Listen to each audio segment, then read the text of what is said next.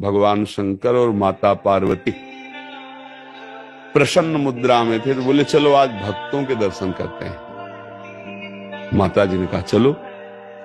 भगवान एक साधु के वेश में हो गए, माता जी पीछे साध्वी के रूप में हो गई। एक धनी आदमी चारपाई पे बैठा सुपारी कतर के खा रहा था, 50 गाय भैंसे सब। उससे कहा भाई 100 ग्राम दूध दे दो, हमारे ठाकुर को स्नान करवाना है। जाने क्या क्या अशुद्ध शब्द बोल गए। पार्वती जी एकदम रुद्र दृष्टि में, हम दर्शन कराने आए भक्त के। पहले धूप का कष्ट सह ले तो छाया का सुख मिलता है, पहले आप भक्त के दर्शन करो तब तुम्हें भक्त के दर्शन कराएंगे। हटे भगवान शिव और कहा हे भगवान श्री हरि, इसके पास जितनी संपत्ति है इससे और 100 गुना इसकी बढ़ जाए। माता जी ऑर्डर दानी तो कहते ही, उसने 100 ग्राम दूध नहीं दिया, गाली दी ऊपर से। और ये भगवान, फिर भगवान बोले आओ चलते हैं तुम्हें भक्त के दर्शन कराने।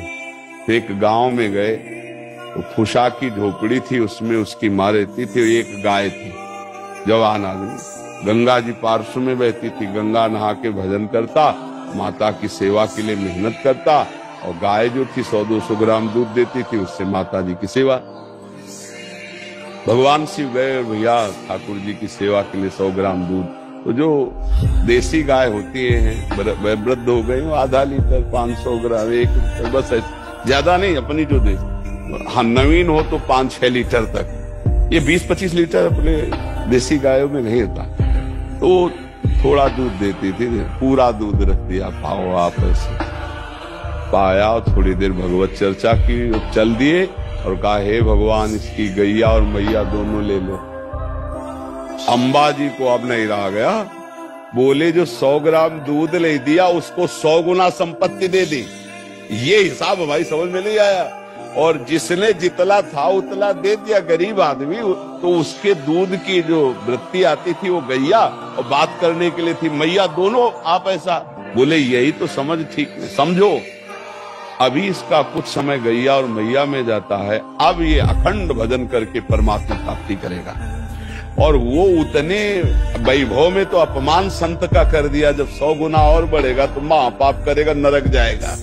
समझ रहे? तो भगवान के विधान को हम लोग समझ नहीं पा रहे। अगर हमें भगवान नहीं दे रहे तो जरूर हम पर कृपा कर रहे हैं, ऐसा हमें मानना चाहिए। नाम जप करो, दूसरों की सेवा करो, तभी आप ये भक्ति का रास्ते समझ पाओगे। दूसरों से सुख लेने की भावना, भगवान को भूलकर संसार में रमना, तो आप अध्यात्म नहीं समझ पाओगे, भक्ति नहीं समझ पाओगे, तो पापाचरण बनेंगे, हृदय अशांत रहेगा, दुर्गति हो जाएगी।